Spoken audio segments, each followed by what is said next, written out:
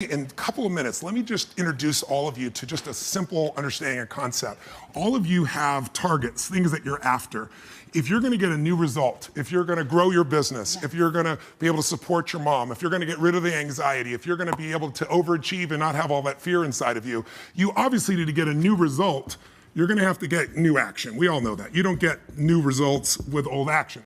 What human beings can do is amazing. What they will do is usually disappointing. It's not because we're not capable of it. It's because we don't have new actions because we get in certain emotional states that dominate us, like anxiety, like fear of failure, right? Like the fear of the loss of your mother as an example. So if you're in a state of fear, you're going to behave very differently and get very different results than if you were in a place of being courageous or bold or warm or connected or playful, any of those. So the most important key to changing your life in any situation is to change results, you got to change behavior. But to change behavior, you got to change the emotional state you're in. Now, how do you do that when you don't feel like it, right? Or it feels overwhelming? There are two ways, and I've done this with the greatest athletes in the world. I've done this with 4 different presidents of the United States. I've done it with billionaire clients. All you have to do to change your state is not try to think your way there, like I'm happy, I'm happy, I'm happy, and do a bunch of affirmations. Your brain's gonna go, BS, you are not happy, right? What you need to do is make a radical change in the way you use what we call your physiology. It's a big word, it just means the way you use your physical body. The way I'm speaking right now, because I got 5 minutes also, is sped up just a little bit. But if I said to you, there's a depressed person behind curtain number 1 over there, and I'll donate $100,000 to your best charity, your favorite charity, if you could describe what they're like physically. Tell me what's their posture like if they're depressed. You tell me. Where's their head? Down. Are they breathing full or shallow? And are they talking really fast or more slow? Loud or quiet?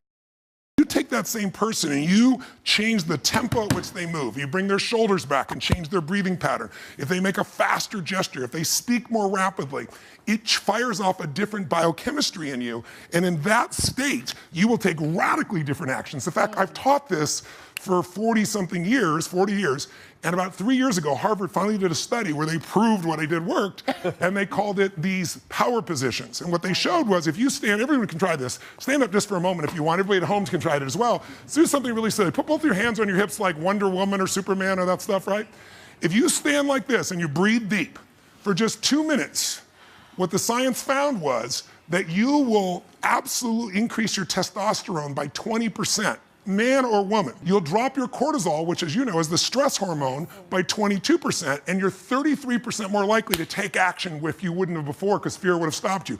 Now, I don't have people just stand like this. I have people move, use their voice, make radical changes in their bodies. You can have a seat just to get a feel. I know we're short on time, but you can try it later and you'll feel it after 2 minutes. Or, somebody who's, puts their arms back like this and their feet up, that'll produce the same state. It produces more certainty in you. And that certainty gets you to take different actions.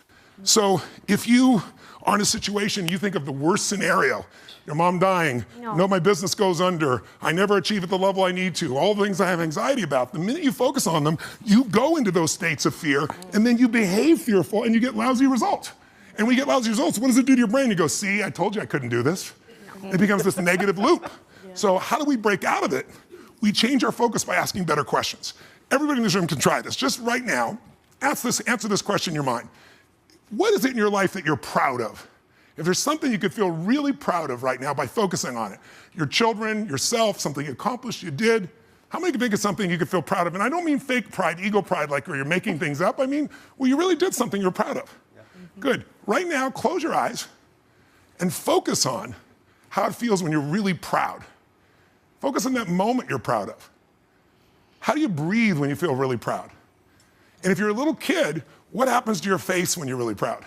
You don't hide it, right? There's that big smile on your face. Raise your hand if you can feel these feelings right now. Everyone here, just say aye if you got it. Aye. Awesome. Try one more real fast. Think of something that you could be really grateful for or excited. Pick either one. Something you could be grateful for, a person, a moment, or something if you wanted to that you could be excited about. Let's use excited for a moment. Okay. How many could think of something in your life that if you focused on it, you could feel excited? All right? Close your eyes. And just for a moment, all we're doing is changing your focus. Focus on what could excite you. Feel like it's really happening. Your mom's healing, you break through in the business, you're achieving the level you want. Anxiety is rid from my life. I'm on charge, I'm on top of it. How do you breathe when you feel really excited?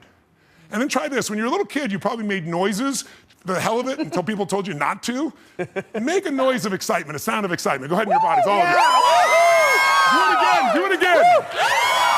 One more.